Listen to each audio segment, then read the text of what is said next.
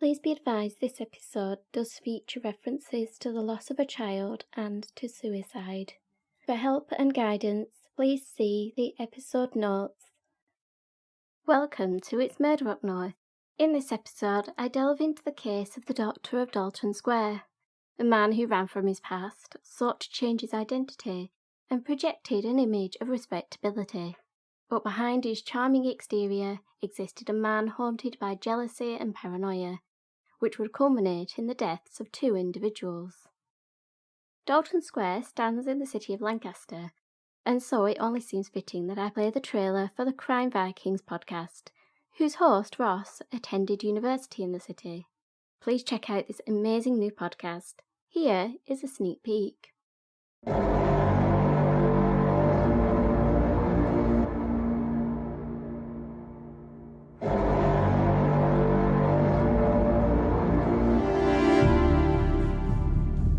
A Gorthan Dag and a hearty greeting. The Crime Viking here, with a quick plug for my new true crime podcast. Jenny has been so kind to lend me your ears for a moment, so just before you get stuck into some northern crime, a quick message for you. As a Lancaster University graduate myself, I have a fond affection for the north, and a chest of treasure was spent in the Carlton nightclub in Morecambe every Wednesday. Our first foray into the waters takes us to the land of Mercia, which is a posh way of saying Stoke-on-Trent, and the tragic murder of Samantha Eastwood, whose remorseless killer was likened by police to Ian Huntley. I'm on Instagram and Twitter as @CrimeViking. I'm also still taking case recommendations, so it's your chance to steer a course and pledge yourself to a life at sea with your captain, the Crime Viking. Episode 1 now out on iTunes, Spotify, Deezer, you name it, all good podcast hosts. Once again, @CrimeViking on social media. Come, join the Oathsworn.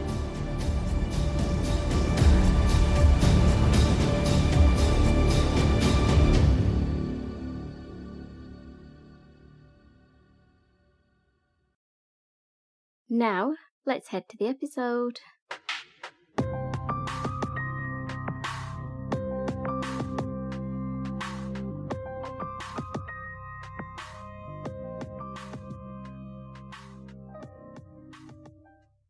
On the 21st of March, 1899, Mukhtar Hakim was born in the Indian city of Bombay, now known as Mumbai. Here he would enjoy a privileged upbringing due to his parents' wealth and status, his father being a respected Indian doctor, while his mother was a highly intelligent woman of French heritage. Seeking to ensure their son had a successful life, Mukhtar's parents endeavoured to enrol him in the finest educational institutions, including the prestigious Wilson College. His education funded by his parents, he pursued a career in medicine, attended the Grant Medical College in 1919. Over the next 2 years, he was deemed to be a hard-working and highly intelligent student who successfully completed his studies at the Medical College in 1922, leaving the institution with a letter of recommendation which highlighted his achievements. He graduated at the top of his class, and the letter stated that he had demonstrated a wide range of expertise in various medical fields, including medical jurisprudence, a branch of medicine related to legal issues. Following his education, Mukhtar served with the Medical Corps of the Indian Army, where he was given the commission of captain.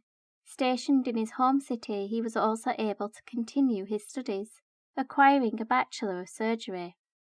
In 1925, while serving in the army, Mukhtar would enter into an arranged marriage, uniting his family with that of another high-status family.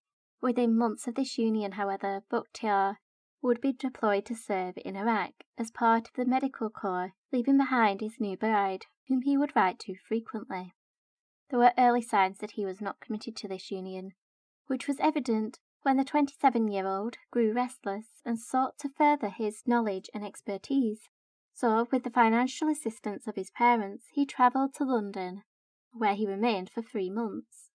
The city must have had an impact on him, as he chose to leave the army and make a permanent move abroad, while his wife remained in India.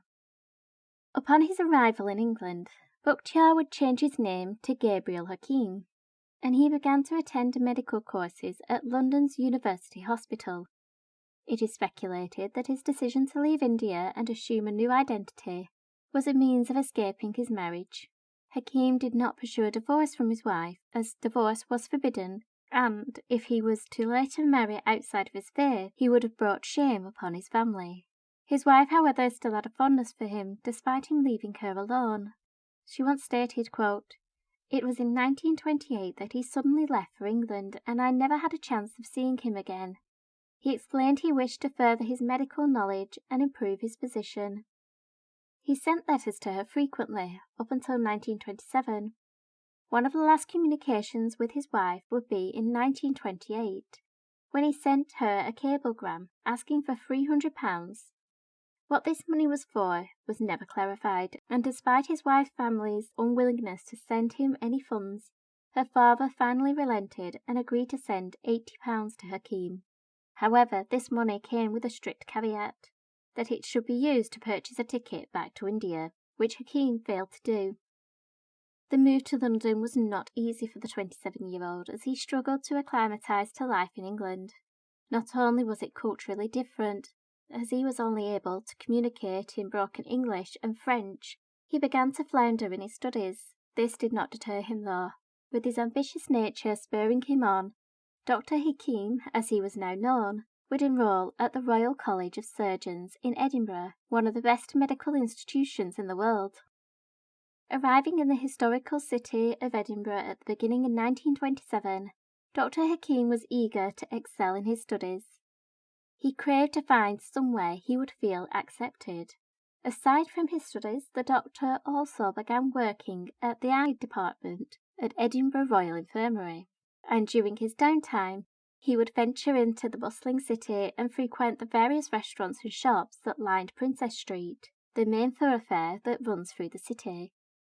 Here he would observe the people hurrying about their day, flitting about on the busy street outside. It was while visiting one of these restaurants that his attention would be taken by another captivating sight, one which would steal his heart. When he first set eyes on Isabella Kerr, she was working as a manageress in a restaurant, effortlessly moving between tables with an air of confidence. He became enthralled by her unconventional beauty. The 26-year-old Isabella was, according to contemporary sources, was not someone who would be considered a classic beauty. She bore a masculine appearance to her features, with a tall masculine frame, high-set cheekbones, and her jaw sitting broad beneath a set of prominent teeth. These features were softened by her porcelain skin and enchanting blue eyes, all framed by her mousy brown hair, which she wore in a bob about her shoulders. Isabella was independent and self-assured, although she was also known to have a flighty nature, often acting on impulse, and possessed a stubborn streak. Born to John and Elizabeth in a small village on the outskirts of Falkirk, Scotland, Isabella came from a working-class family. One of 5 children, she was especially close to her 3 sisters, Lizzie, Eileen, and Jeanie. And it would be while living with her sister Lizzie in Edinburgh that the then 19-year-old Isabella would demonstrate her impulsive nature, much to the dismay of her family. In March 1920, the merchant vessel the Golden Gate sailed into the port of Leith, which lies just to the north of Edinburgh city centre. The ship would be docked for a few days, and while on leave the sailors explored the Scottish capital, with one of them visiting a small cafe in which the teenage Isabella was working as a waitress. Turnus Cornelius van Es was a Dutchman, who, having emigrated to San Francisco, had begun working on the merchant ship the Golden Gate. When Isabella first encountered the rugged sailor, she became instantly smitten, with fantasies of running away and exploring the world with him. Within days of meeting, the pair were married at the registry office, unbeknownst to Isabella's family. The ceremony was witnessed by one of Isabella's co-workers at the restaurant and a fellow sailor from the Golden Gate. This whirlwind romance was doomed from the start, with Van Es abandoning Isabella when his ship left port a couple of weeks after its arrival. Her parents disapproved of Isabella's marriage and believed that her impulsive actions would bring shame on their family. But now married to a man whom she could not contact, the relationship was over in all but documentation. This meant she was unable to remarry unless she could secure an expensive divorce, which she had no means of funding. The only option available to her was to revert back to her maiden name of Kerr. Isabella and Dr. Gabriel Hakim were trapped in marriages they could not escape, due to financial restrictions and the fact that divorce was unacceptable in Hakim's culture. Initially, the relationship between them was one of mutual respect and friendship, but feelings would develop between the couple. It is reported that the pair was a curious sight on the streets of Edinburgh. The tall and broad-framed Isabella, with her pale skin and striking blue eyes, walking beside the dark-skinned, handsome Hakim, with his jet-black hair and slight build, which caused many to stare and gossip. Early in their relationship, Dr. Hakim's diary entries suggested he was quite reticent in pursuing a relationship with Isabella. One such entry was made in October of 1927, in which he wrote, quote, "Isabella and I had a heart-to-heart. I told Kerr not to misunderstand my friendship and to consider me as nothing but a mere friend." His cold use of her surname and rebuttal of her feelings in this entry would be a stark contrast to those made just a couple of months later, in which he expressed that they were both deeply in love with each other. He also noted that Isabella had confided in him about her marriage to Van S., which Dr. Hakim referred to as an unhappy union. It was clear that by the end of 1927 his feelings for Isabella had changed from wanting friendship to a more romantic affair, with his diary entries revealing his pet name for her as his darling Belle. Despite still being a medical student, Dr. Hakim wanted to make Isabella happy, and he sought to shower her in gifts such as clothing and jewellery, which he noted was worth every penny just to see her happy. One of Isabella's most treasured possessions was a wishbone ring that she wore on her index finger of her left hand. These rings were considered to be lucky, but for Isabella it represented her love for Dr. Hakim. The pair also went on weekends away, and on one occasion they went on what Hakim saw as the honeymoon they could never have, as they travelled 90 miles west of Edinburgh to the remote peninsula of Bute, away from the prying eyes and gossiping tongues of the city. Despite the blossoming of their relationship, other aspects of their lives were faltering. Dr. Hakim, although a talented physician, failed his fellowship exam at the university. He was, however, able to qualify as a general practitioner. With his newly acquired qualifications, Dr. Hakim headed to London, where he sought to work alongside other GPs to gain experience of running his own practice. Taking up residence with acquaintances he had acquired during his previous stay in London, Dr. Hakim began working at numerous practices. He developed a reputation as a hard-working, caring and diligent doctor, quickly earning the respect of his peers and his patients. His growing success was dampened by Isabella's absence, as she had stayed in Edinburgh. 400 miles between them did not, however, affect the love they had for each other. With Dr. Hakim writing passionately in his diary, quote, "My happiness is dawning on me. To all whom it may concern, I hereby put on record my sincere appreciation of a very marvellous sense of devotion towards me, of my beloved noble Belle. Her warm welcome, patient suffering, and faith in God have been an inspiration to me oft times, when despair has overpowered me. Her industry has made many of my rough paths smooth. Long live my Belle." The decision for Dr. Hakim to go to London alone was purely financial. The couple had very little money, and he wanted to provide a secure future for himself and Isabella, meaning he was willing to work long hours and be parted from his beloved in order to make their dreams a reality. While Dr. Hakim was focused on building a future, Isabella was determined to end her marriage.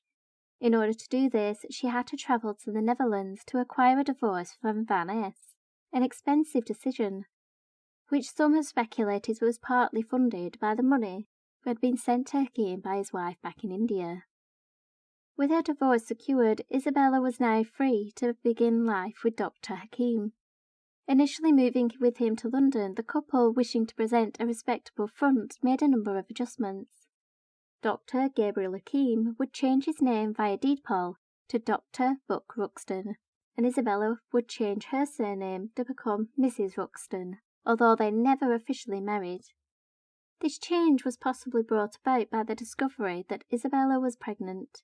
and the pair wanted to avoid the stigma of their child being born out of wedlock. The birth of Elizabeth Ava Stewart Ruxton on the 27th of August 1929 was a further catalyst for the now Dr. Buck Ruxton to create a secure foundation for his family, and he found the opportunity when a practice in the northern town of Lancaster became available to purchase. It was an ideal prospect for the couple, just 170 miles from Isabella's family in Edinburgh. It also offered the family of three the chance to have a fresh start. And so in April 1930, Dr. Buck Ruxton became the owner of No. 2 Dalton Square, located adjacent to the road which connected England to Scotland. The square itself boasted both residential and business premises, including Lancaster Town Hall, which stood opposite Ruxton's home on the southern side of the square. It was here that the police station and cells were also located. 2 Dalton Square was an elegant 3-storey Georgian terraced house, sitting between the Britannic Assurance offices on one side and the county cinema on the other. The property itself offered plenty of space for the family and Dr. Ruxton's practice. His surgery would occupy 3 rooms on the ground floor, with the 4th room being the family's kitchen. On the next floor there was a drawing room, living room and dining room, and up another flight of stairs with 3 spacious bedrooms and a bathroom. The practice was not an instant success, and while Dr. Ruxton worked on building his client base, Isabella took Elizabeth to Edinburgh, where the pair lived with her sister, and Isabella returned to work in a restaurant on Princess Street. It wasn't long before Dr. Ruxton had developed a successful surgery, and with this came the acquisition of many fine pieces to decorate the property at Dalton Square. The couple purchased expensive handmade pieces of furniture, while the walls were adorned with oil paintings, depicting the majestic scenery of Scotland, as well as a portrait of Isabella that had been commissioned by Dr. Ruxton shortly after they had moved into the house. Dr. Ruxton also added touches of his mixed heritage, filling the home with items inspired by Moorish and Egyptian designs, while the clocks and chinaware were the finest examples of French craftsmanship. Everything about his new home and practice had an air of opulence, from the navy walls speckled with gold stars that could be found in the doctor's consultation room to the oriental rugs that decorated the floor. The couple were also able to hire a number of maids to assist in the day-to-day running of the home and surgery, and by the end of 1930 they had welcomed their second daughter to the family. 2 years after the second daughter's arrival, the household was filled with great anticipation, as Isabella was due to give birth imminently to the couple's 3rd child. In the later stages of the pregnancy, moving around had become particularly difficult for her, and on the 17th of April, Isabella fell on the stairs, resulting in her losing the child, a loss both Ruxton and Isabella were affected by deeply. The move to Lancaster had brought the family incredible joy and devastating sorrow, but it also allowed Dr. Ruxton to reinvent himself, finally finding the sense of acceptance and success that he had longed for. With Isabella at his side, they had become popular and well-respected members of the community. Part of the reason for Dr. Ruxton's success was his compassionate nature. He was practicing medicine almost 20 years before the National Health Service was established, meaning that patients had to pay for their medical care. However, Dr. Ruxton did not turn patients away if they could not afford the treatment. His kindness would be remembered by many who he treated, from a police officer whose nose was broken in the line of duty, to a young girl whose eyesight was saved by the intervention of the good doctor. Despite his abilities to ensure his patients were healthy, his relationship with Isabella was anything but. The pair had a volatile and toxic relationship, caught in a vicious cycle of explosive arguments and passionate rekindlings. During the early 1930s, Isabella had threatened to leave Ruxton, and had actually followed through on these threats on a couple of occasions, taking the children with her to live at her sister's house in Edinburgh. But these separations would be short-lived, and her desire to be back with Ruxton would initiate her return to Dalton Square. Musings in his diary would reveal that Ruxton was acutely aware of the tempestuous relationship he had with Isabella, with one entry stating, quote, "We are the kind of people who could not live with each other, and could not live without each other." Who loves most chastises most. The doctor had always possessed a jealous streak. Even in the early days of the relationship, he would sit in the cafe where Isabella worked, becoming unsettled when she interacted with male patrons, his insecurity simmering beneath the surface with every smile she gave or every compliment she received. While in London, another undesirable side of his nature would emerge. When Isabella informed him of her plans to travel to Holland in order to finalise her divorce, Ruxton revealed his controlling and possessive traits through letters he sent to Isabella. In one long and rambling letter he wrote, quote, "My ever-beloved and dearest Belle, listen very, very carefully, and please obey without question. The occasion forces me to take the fullest possible privilege I possess of dealing with you. I have gone into a matter thoroughly, and have come to the following conclusions. 1. I shall never be ashamed of you. Reason, because I know you inside and out, and you are always all my trust. Conclusion, throw off your worries and be proud. You may do what you like in this matter in Edinburgh, but you shall not cross British borders and lay your feet on Dutch soil. Spend any amount in Edinburgh. Reason, A. You are officially at present Dutch, and if you are on Dutch soil, where is the guarantee that the opposite party will best you by detaining you there?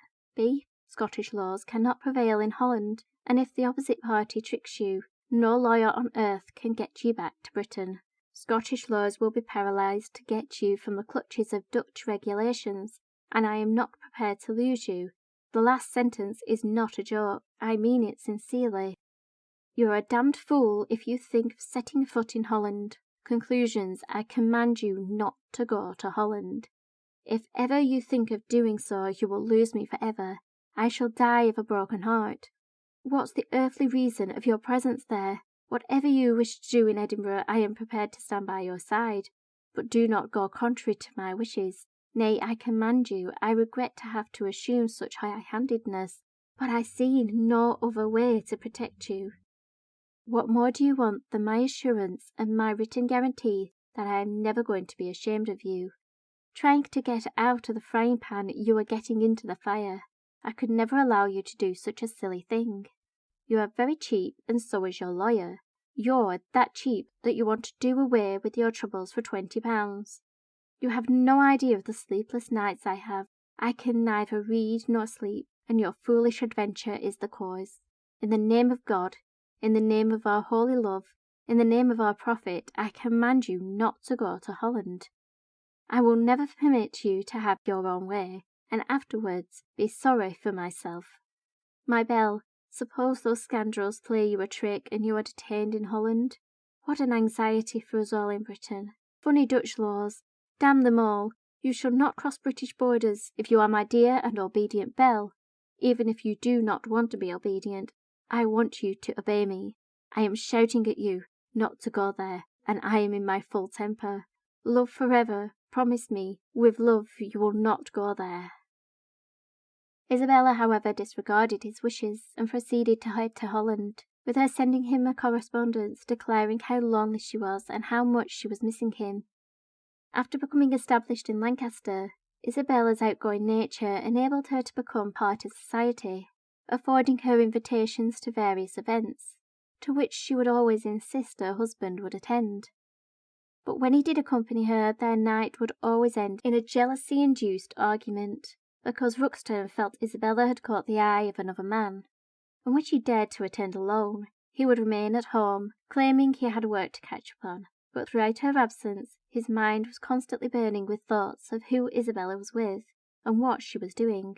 These would torment him until she stepped through the front door, and this would once again result in a passionate row. The couple's toxic relationship was witnessed by the numerous maids that worked in the home, and some of the incidents forced these servants to leave their roles, due to how uncomfortable the atmosphere was in the house. Employees would report incidents at Dalton Square, including witnessing Isabella being in tears, nursing injuries, and altercations during which the maids would often be brought in to either calm down the situation or were asked to intervene. On one occasion, a maid who left the home after 6 months of service recalled an incident where Isabella was very distressed, cradling an injured arm and insisting she wanted to leave with the children, Dr. Ruxton demanded that Isabella stayed, and he ordered the maid to prevent her mistress from leaving the property. It was apparent that the once vivacious and confident Isabella was being worn down by the emotional and physical trauma she was enduring. The independent young woman now felt trapped, and her bright and cheerful disposition had diminished. Concerns for her well-being came to the forefront at the end of 1931, while Isabella was pregnant with the child she would later lose after falling down the stairs. It was at this time Isabella's sister Jeanie was summoned to number 2 Dalton Square, where she was told that her sister had attempted to gas herself. Jeanie wanted to understand what would drive her sister to such an action, but her questions were rebuked by Dr. Ruxton, who became defensive, insisting he was not to blame for Isabella's state of mind, claiming that it was she that had brought trouble upon the household. Initially, the doctor, in his heightened state, refused to allow the sister to go upstairs to visit Isabella. It was only when he had calmed down that he relented, but he insisted he accompany her and would not allow the siblings to be alone. Isabella told Jeanie that it had been an accident and she had no intention of harming herself. What Ruxton did next would shock Jeanie, as the doctor approached the bed and struck his wife across the face. In a fit of anger he labelled her a liar and demanded she told her sister the truth. Under duress, Isabella went on to tell her sister that she had intentionally tried to end her own life. She followed this by asking for permission to accompany Jeanie to Scotland. This request also infuriated Ruxton, who refused to let her leave, threatening that he would slit the throats of the sisters and his 2 children if he had to in order to prevent them leaving. Held hostage in the home, Jeanie was forced to stay the night, remaining close to Isabella and barely able to sleep due to the fear of Ruxton's threat. But as dawn broke, the doctor's demeanour had changed. Now he was the calm and compassionate man the people of Lancaster knew him to be. In this new state of mind, he agreed to allow Isabella and the children to go to Edinburgh. Following the loss of the 3rd child in April 1932, Isabella's mental health declined further, accounts of which were found detailed in numerous entries made in Ruxton's diary. He recorded on the 10th of July that, quote, Isabella attempted suicide. I had to lock up the dispensary and poisonous drugs for safety. 2 months later, he would write that she had placed the children in danger. Seemingly unaware of the repercussions her actions could have caused, Ruxton wrote, quote, Isabella left clothes hanging on a rack by the coal fire in the children's bedroom. On my politely drawing her attention to it, she positively asserted that it was not dangerous. Isabella's mood was clearly spiralling, with moments of angry outbursts. On one occasion she threw a cup of tea at Ruxton, and he recalled that she, quote, made false allegations against my morality. Through Dr. Ruxton's diary entries, it is apparent that he was trying to find reasons for Isabella's actions, but there was also an undertone that suggested he felt like he was superior to her, stating in one account, quote, she dared to call me a dirty lowborn, to which he proclaimed, I kept quiet and made allowances for her low upbringing and her past. In November of 1932, Isabella would once again make an attempt on her own life, consuming around 40 tablets, which resulted in her becoming very ill. Ruxton was able to track down the person who had acquired the pills for her and ordered that all future prescription requests must all be made with Dr. Ruxton's written consent. It was clear from his diary entries that Ruxton was deeply concerned by Isabella's attempts, but this did not prevent the couple's explosive arguments. The rifts in the Ruxtons' relationships became a subject of gossip, with speculation revolving around rumours of Isabella being unfaithful. The source of these stories may have unintentionally come from Dr. Ruxton himself, who spoke candidly of his fears that Isabella was cheating on him, although he had no proof to support his belief. By 1933, the Ruxton family would welcome 2 new members to their household, with the birth of their 3rd child, William, in July, and the couple hiring Mary Jane Rogerson in August to serve as a live-in housekeeper and nanny. These new additions did not ease the tension that existed between Isabella and Buck, who continued to have a contentious relationship, with both parties displaying aggressive and violent tendencies. On one occasion, Isabella was stated to have flown into a temper and proceeded to throw a lamp and other objects at Dr. Ruxton.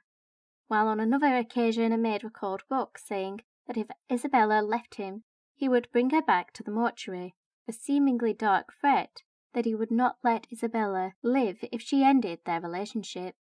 It was also in 1935 that police would first receive a complaint from Isabella, in which she claimed that Dr. Ruxton had beaten her, which was vehemently denied by the doctor, who countered her claim by stating she was trying to sully his good name and had been unfaithful to him.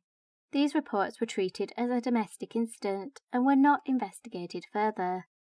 Later, in 1935, police would respond to the house on Dalton Square, following reports of an escalating argument between the couple. While there, the officer was told by Ruxton, quote, "Sergeant, I feel like murdering two persons. My wife is going out to meet a man."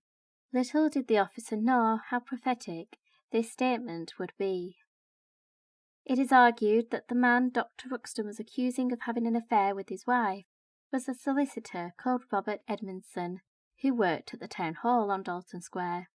Known by his nickname Bobby, he was a dark-haired, attractive individual who possessed a charismatic and likeable personality. Bobby was also 10 years younger than Ruxton.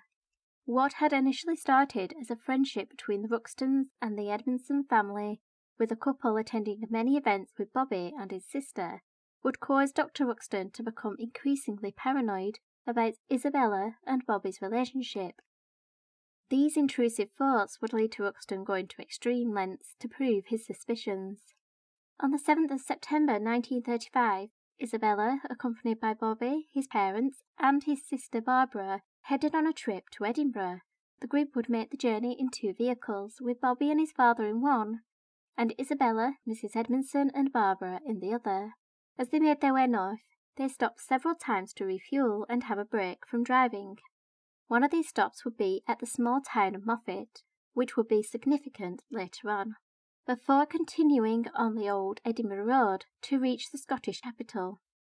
The group's plans changed, however, upon arriving to Edinburgh, when they learned that the Edmondsons' relative with whom they planned to stay with had fallen ill. Therefore, they booked themselves into a nearby hotel. As they settled into their separate rooms, another car pulled up at the hotel. Inside was Buck Ruxton, who had hired a vehicle in order to follow Isabella to Edinburgh, in an attempt to confirm his suspicions that she was having an affair with Bobby.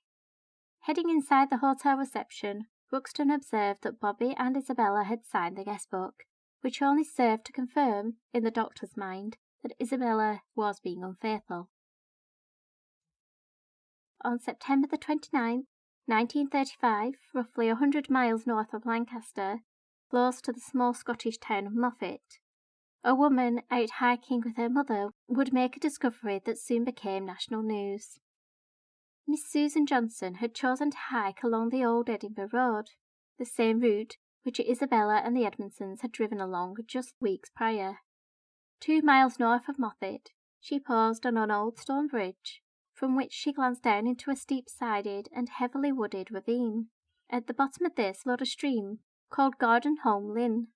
It was a beautiful, rugged sight, yet Susan's eyes were drawn to something that did not belong in this picturesque location.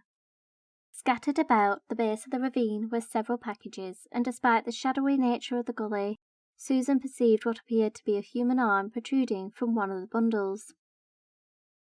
Within hours, officers from Dumfriesshire Constabulary began investigating the discovery, although the wild and treacherous terrain made the task difficult.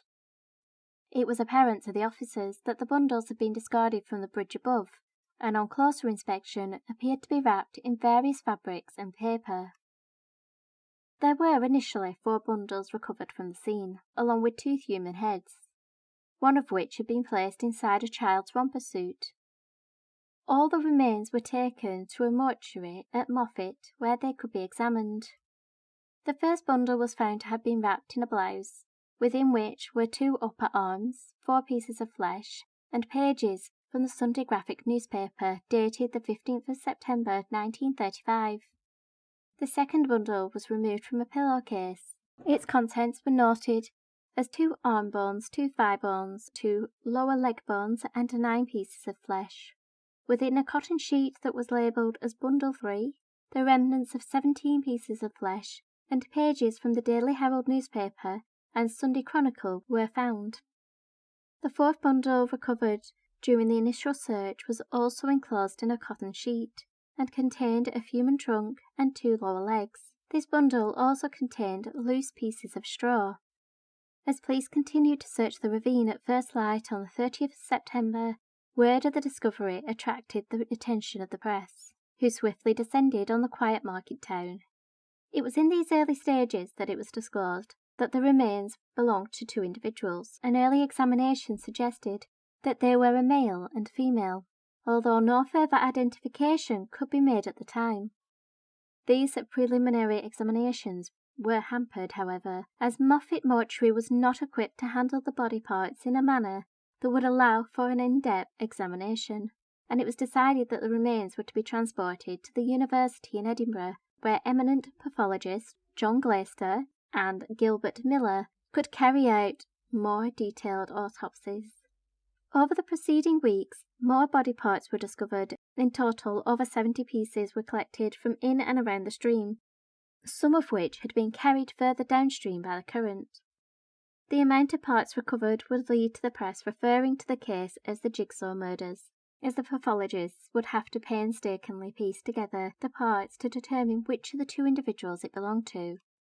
The post-mortem on the 2 bodies would conclude that the remains were those of 2 females who are described as well-developed and well-nourished individuals, the pathologist noting that they had likely been deceased for approximately 2 weeks.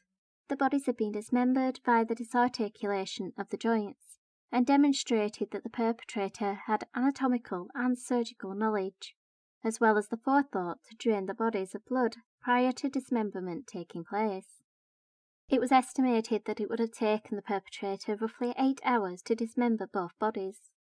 The pathologist also noted that the perpetrator had gone to great lengths to eradicate any identifying features from the remains, hence the removal of skin from certain body parts, which may have revealed birthmarks or other distinctive features such as freckles. There were also signs that teeth had been extracted, and fingers and toes had been removed. The first body was believed to belong to a young woman in her early 20s. Her head had been shaven, but there were small tufts that remained, which revealed that she had light brown hair.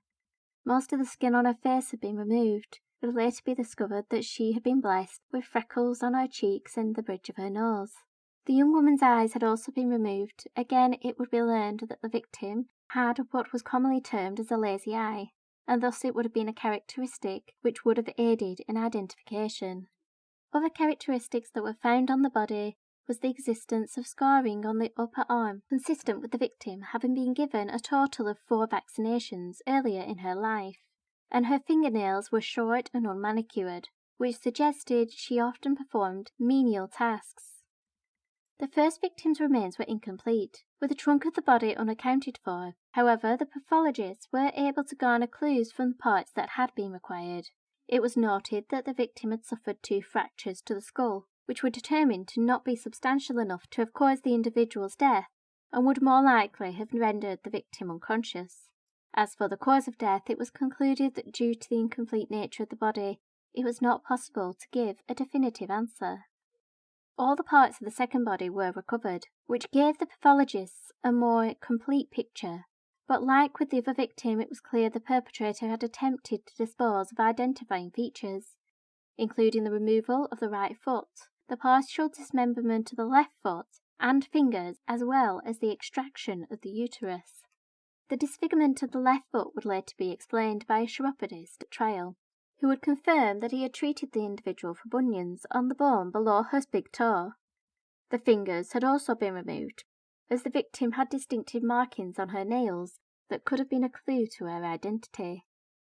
Examination of the body revealed numerous injuries, including a fractured rib, thigh bone and shoulder blade, as well as a fractured hyoid bone. Regarding this last item, the pathologist concluded, quote, "The fracture of the hyoid bone indicates forcible compression and is suggestive of manual strangulation." He proceeded to note that the fracture of the rib, the left scapula, the lower end of the left thigh bone were most probably produced after death. In the case of the rib, by forcible contact with a solid object. In the case of the scapula, by crushing or leverage. and the case of the thigh-bone by crushing or as the result of forcible contact with a solid object. Recording the removal of key parts of the body, the pathologist stated, quote, "The removal of the eyes, ears, lips and fingertips might be significant, since they are parts which frequently bear asphyxia signs. In addition to the condition of the hyoid bone, the tongue is swollen, the tip protrudes beyond the dental margins, there is moulding by the palate." He went on to explain that the tongue is commonly found in this condition in cases of manual strangulation, but since it failed to show marks of certain teeth, thought to have been removed after death, the condition may be due to another cause.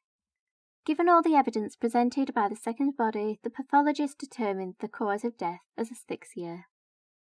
Despite the autopsy's findings, it did not help the investigation in identifying the victims, nor their killer, and so they turned to other clues recovered from Gardenholm Lane, and it would seemingly be a small clue, which would set them on the trail to Ruxton's door. The newspapers found with the bodies were national publications. However, one of the pages had an article on the Morecambe Carnival, which struck investigators as odd, as it would not be a story one would find in a national newspaper. The journalists who had gathered in the market town of Moffat would help provide the answer, explaining to the police that on occasion a newspaper would do a special edition, known as a slip, that would cover a local event, which the Sunday Graphic had done on the 15th of September, with 3,700 copies being printed and circulated within a fixed area. Mr. Merritt, who was a wholesale newsagent, would later advise the trial that this slip edition for the Morecambe Carnival was distributed to various areas around Morecambe, including Lancaster. Mr. Merritt confirmed that he supplied 24 copies to a newsagent on George Street in Lancaster, and George Capstick, who ran the shop, was able to confirm that Dr. Ruxton was one of the customers who would have received a copy of this edition of the Sunday Graphic. This, of course, was not enough to suspect Ruxton of the crime, but like the construction of a jigsaw, each piece of evidence recovered allowed them to build a more compelling case. It would be the doctor's actions in the weeks leading up to the discovery of these bodies that would help to condemn him. 3 weeks prior to the bodies being found, the Blackpool illuminations were switched on. This is still a popular annual event during which Christmas lights and illuminated displays are festooned along the seafront, attracting thousands of visitors. In 1935, Isabella joined her sister to attend the event. This was a week after Ruxton had followed Isabella and the Edmondsons to Scotland, but despite his belief that she had been unfaithful, Ruxton had not confronted Isabella regarding this, and so she spent the night of the 14th of September happy and carefree, returning home in the early hours of the morning. This would be the last time anyone would see Isabella Ruxton alive.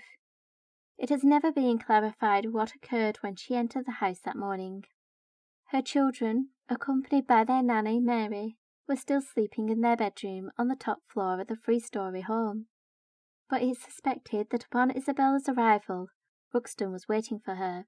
His mind clouded with paranoia, he flew into a rage and attacked Isabella, but she would not be his only victim that night. It is unknown exactly how the children's nanny, Mary Rogerson, ended up being Ruxton's second victim, although it is speculated that the young maid had heard Isabella in distress and had come downstairs to see what was happening, leading her to be a witness to her mistress's murder, forcing Ruxton to kill the maid as well. Over the following days, Dr. Ruxton proceeded to cover up his crime. He began by leaving his sleeping children at home while he went to the house of one of his maids, Mrs. Oxley, whom he advised to take the day off work. He then took his children to stay with a family friend in Morecambe. Returning to an empty home, Dr. Ruxton proceeded to dispose of the evidence. He tore up the carpets in the hallway and threw them into the yard. As for the bodies of Mary and Isabella, it is believed he drained them of their blood in the bathtub before carefully dissecting them using his surgical skills. Over the following days, he employed various individuals to come and clean the home.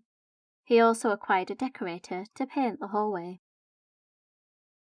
Key testimony at the trial would be provided by Mrs. Mary Hampshire, who provided the court with a long and detailed account regarding the days after the murders. She advised that she had been a patient at Dr. Ruxton's for nearly 7 years, but added she had never done any work for him until the 15th of September, when the doctor visited her home and asked her for assistance. Dr. Ruxton had told her that he had decorators coming to paint the hallway, and he needed to have the house cleaned in preparation, a task he was unable to complete himself due to a cut he had sustained to his fingers, which he explained had occurred while opening a tin of fruit. Mrs. Hampshire was confused by his request at first. After all, the doctor had a number of maids and Mrs. Ruxton who could have helped him, but when she asked Dr. Ruxton about this, he told her that Isabella had gone to Blackpool and Mary the nanny had gone away on holiday. When asked by the prosecutor, Mr. Jackson, what she noticed upon entering the property, Mrs. Hampshire stated that the wireless radio was playing at full volume, but there were no signs of anyone else in the home. When asked about the staircase, the witness stated, quote, "The stairs were in a dirty condition. There was straw from the hall right up to the top story, and there were no carpets either on the stairs or on the landings." The mention of straw on the staircase would help to tie the bodies to the home, given that straw was discovered within the bundles containing the remains.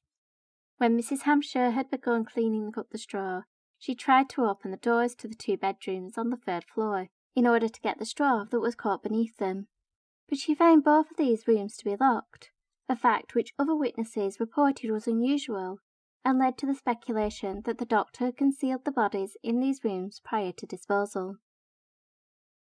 Mrs. Hampshire then described how she went into the bathroom and noticed the bath was, quote, "a very dirty yellow right up to about 6 inches from the top. I was very much surprised and told the doctor so. He asked me to give it a good clean."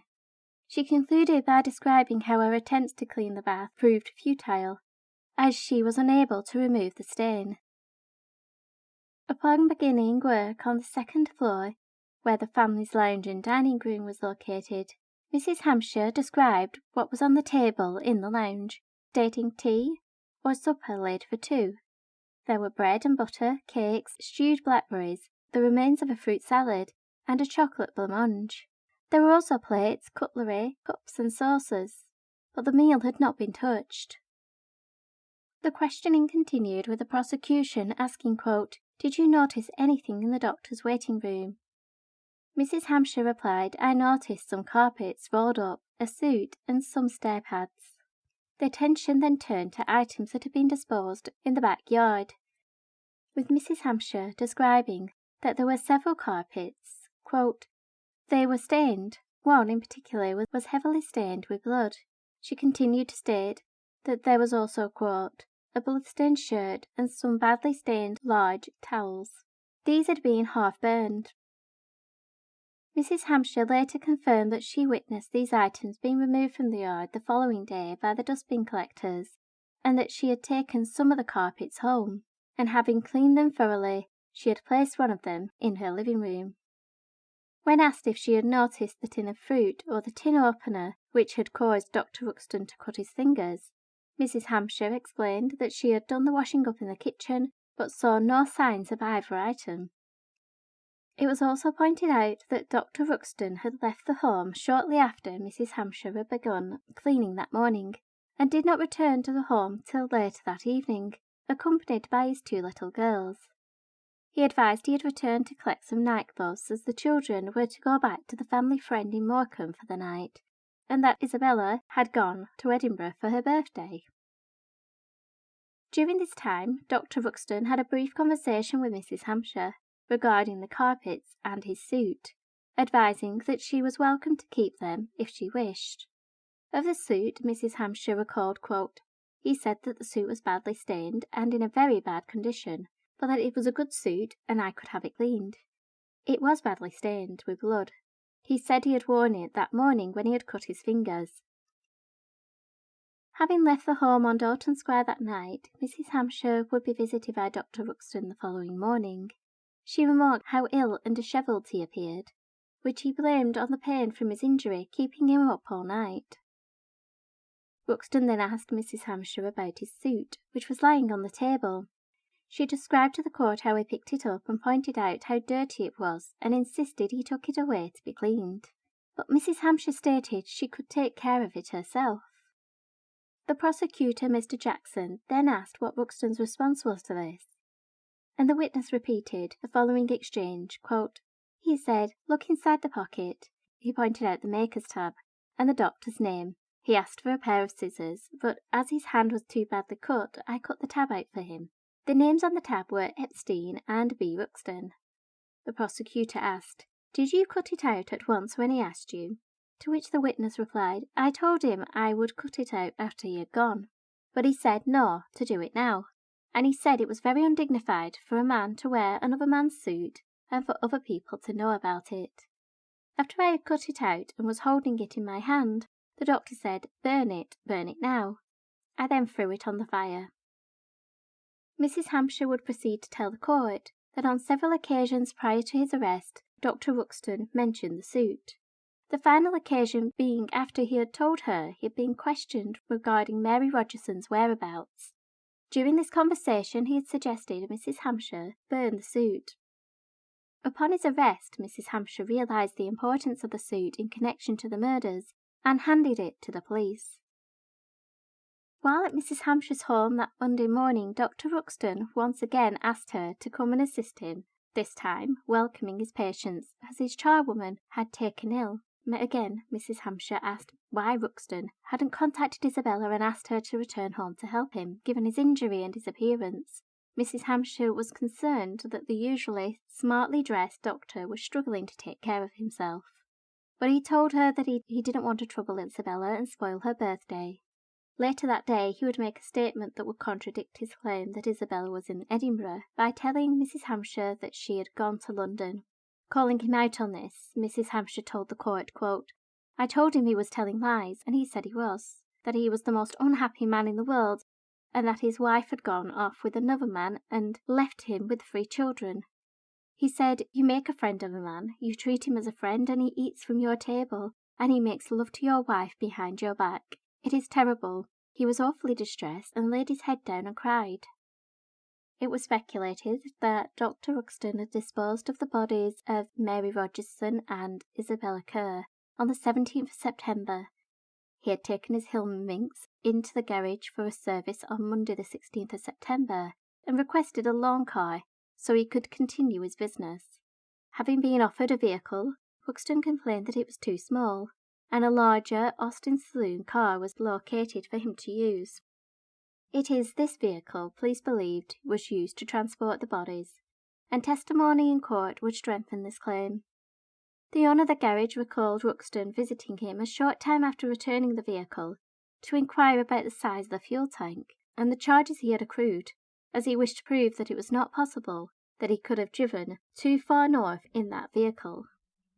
Throughout his interactions, Ruxton denied that he had ever driven north, insisting that he had instead travelled 39 miles south to Blackburn, where he claimed he believed Isabella had gone. However, Ruxton's involvement in a hit-and-run incident would cast doubt on his claims.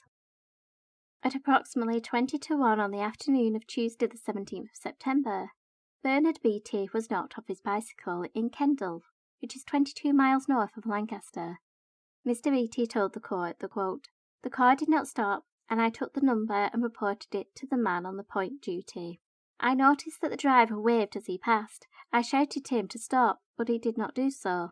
The number of the car was CP8415. It continued in a southerly direction and turned south at the road junction. This incident was swiftly reported to the police, and 20 minutes later, PC James Lowther stopped Dr. Ruxton in Milthorpe, just 14 miles north of Lancaster. Noting that the number plate on the vehicle matched that of the car involved in the hit-and-run, PC Lowther proceeded to ask the doctor whether he had been in an accident while driving through Kendal. Ruxton confirmed that he had, resulting in him being cautioned at the roadside. The officer recalled that Ruxton became quite animated, and he found it difficult to acquire information from the doctor, and recorded that the driver did not have any documentation with him. Ruxton told PC Lowther he had been coming from Carlisle on business, a town which lies 45 miles north of Kendal, where the accident had occurred. Ruxton was ordered by the officer to present his driving documents to his nearest police station and was allowed to continue on his way. Dr. Ruxton would later attend the police station, which was located opposite his home on Dalton Square. Here he provided his licence and insurance. However, he told the officer at the station that he had been heading back from Settle, not Carlisle. At court, P.C. Lowther was questioned regarding the hit-and-run incident and the interaction he had with Ruxton. The officer was asked if he knew Settle, to which he replied, "I know roughly the direction it is in." The prosecutor asked, "If you were going to Settle from Lancaster, would you go on the Carlisle road?" P.C. Lowther confirmed that you would, however, if you were heading to Settle, you would not be anywhere near Kendal. On the 20th of September, the body of Florence Smalley, a Lancaster resident, was found in a yard behind a warehouse in Morecambe, with police suspecting that she had been struck by a motor vehicle in another location and was subsequently placed in the quiet yard. Due to the fact the victim was living in Lancaster, police naturally sought to question people who may have known her. These included maids who worked for Dr. Ruxton, something that caused the doctor to head to the police station on the 24th of September to make inquiries. Speaking to Detective Inspector John Moffat, Ruxton demanded to know, quote, "What the hell do the police want inquiring about my private affairs for? I have enough trouble on my mind. Come across and search my house and interview the whole damned lot of us. It is nothing but professional jealousy. I am the most progressive doctor in this town. I have over 2,000 patients on my panel, and every doctor is jealous of me. Why should you be making inquiries about a professional man's affairs? I can have my house cleaned and decorated whenever I like, and I can help the paper hangers to scrape the paper off the walls without you interfering. I am a house-proud man. Why should you interfere with my servants?" Ruxton continued his tirade by drawing the inspector's attention to his little finger, stating, "Look at my finger, I almost severed it with a fruit tin I was opening for my children last week. I am the most miserable man on earth. My wife leaves me, now you come bothering me. I come home from visiting my patients a fortnight ago. I go into my study and call her name, no answer. I go to her room, I find a note and it says, 'I am going away.' Leaves me with 3 kids crying for their mother, and I do not know where she is. She is supposed to have gone to Scotland. I wish she would come back. It is driving me crazy." D.I. Moffat then recollected that the doctor proceeded to grab hold of his own hair with both hands and shake his head violently, before continuing his speech, quote, "And then you come to inquire about my private affairs. I know nothing about Mrs. Smalley, and I was never out of my house that Thursday night." At the time of this interaction, officers were focused on solving the death of Mrs. Smalley, and had no knowledge that Isabella and Mary were missing, but the officer still recorded the conversation. Ruxton worked hard to explain the absence of Mary and Isabella. 19-year-old Mary Rogerson had not been seen by her family since the 12th of September. As the children's nanny, Mary slept at the Ruxtons' home in Dalton Square 5 nights a week, and returned home to spend time with her family on the other 2. Knowing that Mary was close to her family, Ruxton had visited the Rogersons on Sunday the 15th to advise that their daughter had gone to Edinburgh with Isabella. During Ruxton's trial, Mary's stepmother Jessie recalled the doctor visiting her home at 10 a.m. on the 25th of September. She told the court, quote, "He said that he had come to see me about Mary. He said that she had been different lately, and did I know that she was pregnant? And I told him she was not, as far as I knew. He said that there had been a laundry boy, and I told him I did not know there had been a boy of any kind at all, and that he had better speak to her father. He told me that Mrs. Ruxton and Mary had walked out of the house, and that Mrs. Ruxton was taking her away, thinking that she was going to try and get this trouble over." The next interaction Jessie had with the doctor was on the 1st of October, when she accompanied her husband to the house on Dalton Square. The parents had become increasingly concerned about Mary's absence, and hoped that Ruxton could shed some light on where their daughter had gone. Jessie proceeded to tell the court that, quote, "He invited us in and said that he could not get to know where they were, that they had broken into his safe and taken £30 out of it, and that they would be having a good time. He told us we need not worry, and that they would come back when the money was gone. We told him we were going to inform the police, and we went across to inform them." In a later interaction the following Saturday, Jessie recollected Ruxton stating, "I feel so upset about it all. At night, when all is quiet, I look at a picture of my wife that is in the drawing room. Mary's been working in conjunction with my wife, deceiving me, and sometimes I feel as if I could choke them both. Jessie was alarmed by this statement, and said to Ruxton that I hoped he would not choke Mary. The doctor was quick to reply, telling Mrs. Rogerson, quote, "I didn't mean that. I am frantic. I do not know what I am saying.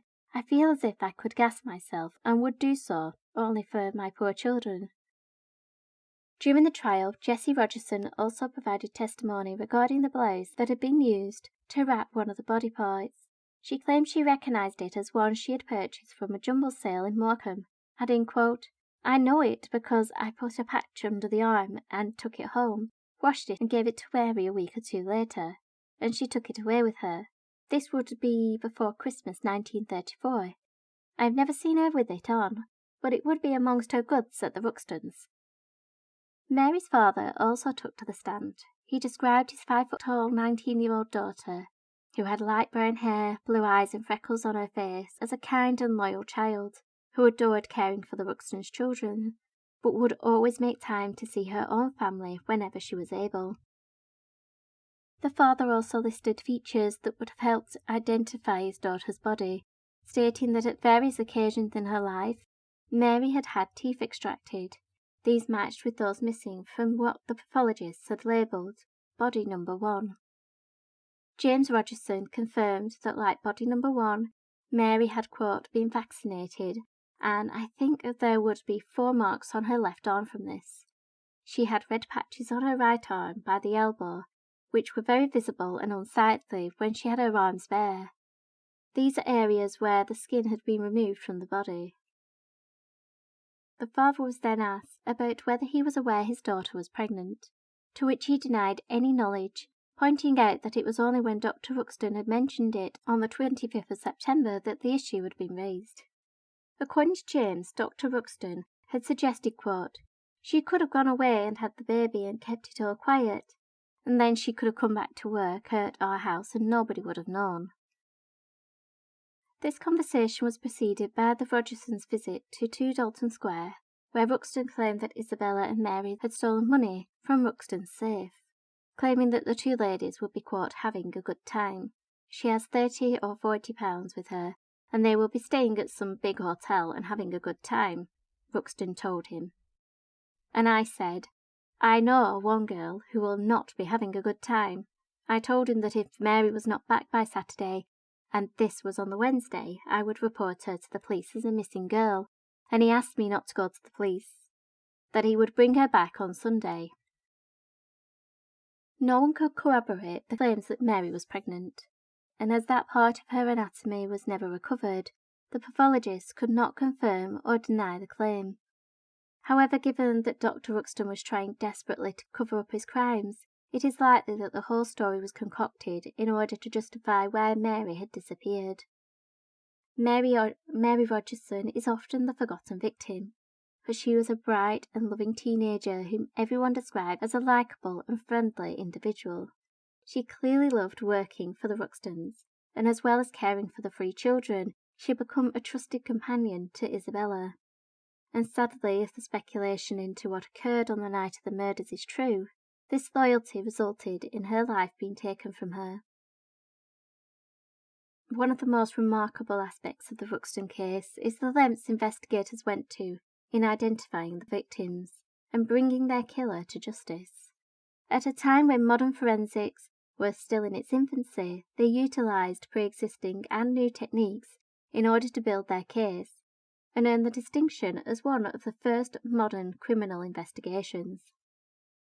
Prior to the murders, police used existing police records to perform fingerprint comparisons. However, in order to confirm the identity of Mary Rogerson, they collected prints from her family home in Morecambe, as well as ones from areas of the Ruxton's home that she would likely frequent. These were then compared with those recovered from body number 1, and were found to be a match. Another pioneering technique utilised in proving the identities of the victims was the idea of superimposing an X-ray image of the skull onto available photographs of the deceased. Through this, they were able to pinpoint the characteristics that were unique to that individual. Entomology would also play a key role in setting a timeline of events. The existence of blowfly maggots on the remains enabled the scientists to establish that the two ladies had been deceased for approximately 14 days. Extraordinary steps were taken to gather evidence from the Ruxton home. Besides collecting fingerprints, the home was searched for evidence of blood, leading to the staircase being dismantled and transported to the lab in Edinburgh, where they were able to find traces of blood. During the trial, the defence tried to cast doubt on this discovery by introducing the fact that Isabella had suffered a fall on the stairs while pregnant, which had resulted in a miscarriage, and that this was the reason for the blood. Yet witnesses testified to the contrary, stating that Isabella only bled while confined to her bedroom. Despite the defence's efforts to dismiss the prosecution's claims that the bodies were those of Isabella and Mary, the team of scientists and investigators had put together a case, backed by some of the best evidence available to a criminal trial at the time. This, combined with the strength of the witness testimonies, led to Buck Ruxton being found guilty of murder. The once respected doctor was sentenced to death by hanging, which stunned the people of Lancaster, many of whom refused to accept that the caring doctor could have committed such a heinous crime. People were so certain of his innocence that a petition was started in order to save Ruxton from the gallows.